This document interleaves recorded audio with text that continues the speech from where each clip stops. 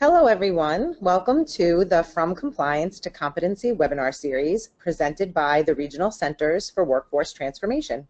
My name is Denise Engel. I am one of the Region 5 co-leads for the Regional Centers for Workforce Transformation and an Assistant Regional Coordinator at YAI. Today, I will guide you through understanding Goal Area 1, Putting People First, Competency Area C, which is promoting advocacy with the individual. In the next 15 minutes, you will hear a scenario and view visuals that will help you remember the skills associated with Competency Area C. You will also see examples of how and when to utilize your skills to best demonstrate your competency. Promoting advocacy with the individual is an important competency area for many reasons. All people have dreams and ideas about what they want for themselves, and they're unique to that person. In order to bring those dreams to life and support people as a DSP, people need a voice. Expressing oneself can be challenging. We have all had difficulty expressing ourselves from time to time, so people need encouragement and support. I just want to take a moment to focus on what it means to advocate with a person. We do want to encourage a person to advocate on his or her own behalf. That being said, when a person needs more support, we want to advocate alongside. He or she should be a part of the process and really in lead of the advocacy effort. That's what we're here to do. Let's take a look at the skills associated with Competency Area C. There are 5 main skills that a DSP should be able to demonstrate. A DSP should be able to provide opportunities for the individual to be a self-advocate, as well as perform advocate responsibilities while demonstrating respect. A DSP should be able to seek information on the range of services available, as well as describe and support individuals' rights and responsibilities. A DSP should also be able to identify when an individual's rights may have been breached and take action to prevent, stop, and report the possible breach. A DSP does really need to know when a person's rights have been violated. Do you think that the people we support are always aware of their rights? Do you think they know what to do or feel comfortable taking action if they feel that they haven't been respected? It's really a DSP's role. By using these skills, a DSP supports people in reaching their potential and goals. We will review how to utilize these skills more specifically, but first we will start off with a scenario. Keep the skills in mind as you listen. Here is the scenario. You are a DSP who supports John. During a personal outcome interview, John told you he would like to get a job. Now, John currently attends a rehabilitation program. He frequently participates in community activities and goes to volunteer sites. He, however, does not have any supports or services that have a vocational focus. So he's not working on getting a job right now. John has expressed that he doesn't know if he can get a job because he's unsure if he has the necessary skills. He's also afraid that others may be given an opportunity before him. As a DSP, how should you respond to John? Remember, according to Competency Area C, as a DSP, you want to focus on advocacy, self-advocacy, available services, and rights and responsibilities. In order to do this, a DSP should encourage and assist a person to express on his or her own behalf, as well as perform advocate responsibilities with the person. A DSP should be able to describe the supports and services that are out there.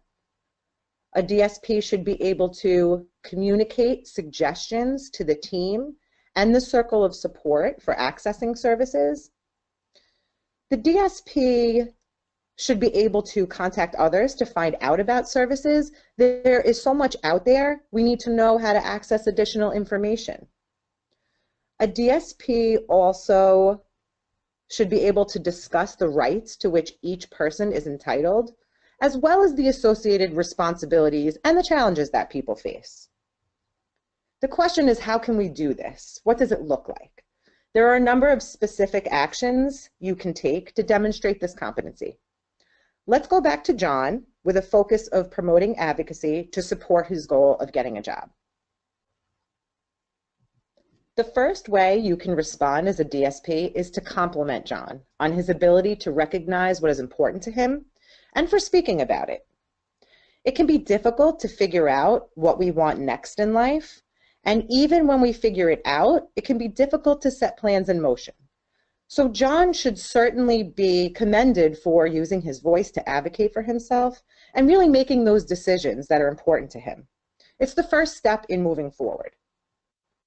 You can also encourage John to advocate to others in his circle of support. We can advocate to different service providers, to family members, to friends. As a DSP, you can work with John to help him prepare and practice for that. Maybe you are going to work with John on using some role plays. We want to support John in whatever ways work for him so that he can feel more confident in his advocacy. If you respond by promoting advocacy in this manner, you'll be demonstrating that you're a DSP who encourages John to express on his own behalf. Advocacy in this situation can open the door to new opportunities. So for example, once John's day program is aware that he would like to get a job, they might be able to offer additional supports. If John talks to a friend, they might know of a job opportunity based on his interests and abilities. The possibilities are really endless with the advocacy efforts. What else can we do to support John? Let's focus on services. As a DSP, you can respond by educating John on the supports and services that are available and in line with his dream of getting a job. There are many supports and services that are focused on employment, such as community pre-vocational services and supportive employment services with a job coach. I recently learned about a service called Pathways to Employment. It is really a matter of finding out what best suits John and what he wants. If you respond by generating these options, you will be demonstrating you have knowledge of the services and an understanding of what can truly benefit John in moving forward. By communicating and making suggestions to John and the team, you identify an opportunity to access supports that provide skills training and education. Remember, John is concerned that he might not have the skills, so you definitely want to focus on that area. You also identify an opportunity to expose John to different types of employment and allow John to gain experience by participating in differing job activities. John will have more and more opportunity to make choices, and really informed choices, informed decisions. This is one of the most important responsibilities that a DSP has, is really to support someone in making informed decisions. This will help John evaluate what he wants in life, to continue to evaluate what he wants, and to help him advocate for himself. Remember, as a DSP, there is so much you can do. Try working with John to explore options in the community and on the internet.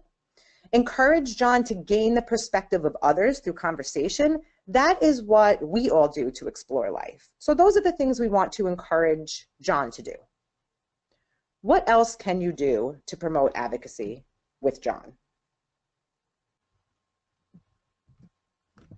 Another way you can respond is to have a discussion with John about his rights. Exercising one's rights is really a function of making personal choice. When making decisions and advocating, people must be aware of their rights and the associated responsibilities. For example, in advocacy, we have a responsibility to respect the rights of others in what we do. People also need to know what to do when they feel their rights are not being respected or when they're being violated. John has the right to free speech. He has the right to participate in valued activities And John has the same rights to life, liberty, and pursuit of happiness as anyone does. This topic of rights can be challenging because many of us are not even aware of all of the rights that we have. And in order to exercise your rights, you really must know what they are. So this is an opportunity to educate John. It's oftentimes an opportunity for us to educate ourselves along the way. Remember, John has expressed that he doesn't know if he can get a job because he's unsure if he has the necessary skills, and he is afraid that others might be given an opportunity before he will. It's important for John to know, in terms of rights, that an employer cannot discriminate against a qualified individual. It is important to acknowledge John's feelings and the challenges that people face. Getting a job can be difficult. It is difficult. There are challenges that people face when trying to acquire competitive employment. As a DSP, you want to encourage John to move forward in reaching his goals and help him identify what his strengths are, as well as those areas he would like to grow in so the advocacy can continue. We can also support John by identifying the success in taking the risk here. We have all taken risks to acquire what we want. It's healthy to do so. Sometimes it works out and sometimes it doesn't. It's not to say that the end result does not matter to us. It does. In this case, John does want a job. It is important, however, that we don't forget about the successes of the advocacy itself along the way. We have to focus on the success of the actions taken and also the courage it takes to try. So we do have to focus on those successes and encourage John to move forward. The advocacy doesn't stop. Encourage John to continue his pursuit. By supporting John in these ways, you are demonstrating that you support individuals' rights and responsibilities. These are just a few examples of ways in which we can demonstrate putting people first by promoting advocacy with the individual. Promoting advocacy is such a big part of what we do on a day-to-day basis. We have to continue to encourage people to explore life, even when it's difficult. We have to encourage them to make decisions, informed decisions, and we have to encourage people to express themselves.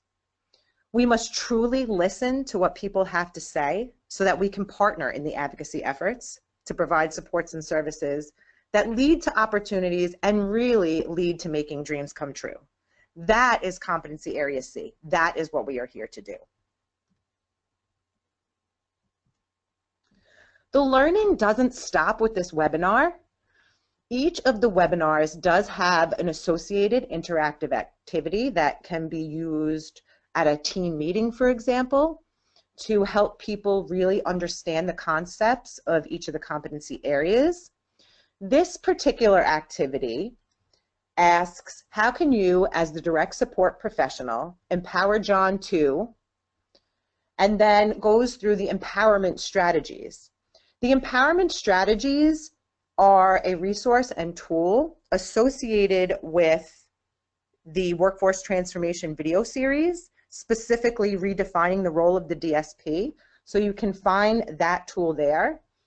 This in particular asks, for example, how a DSP would empower John to live a life that he values as defined by personal outcome measures and not the personal values of staff.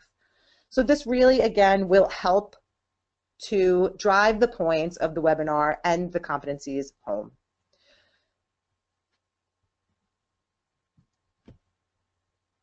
Thank you for spending time with us today for the webinar on Goal 1, Putting People First, Competency Area C, which is promoting advocacy with the individual.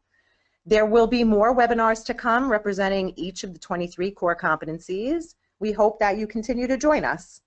To access these materials and other resources, visit us at www.workforcetransformation.org.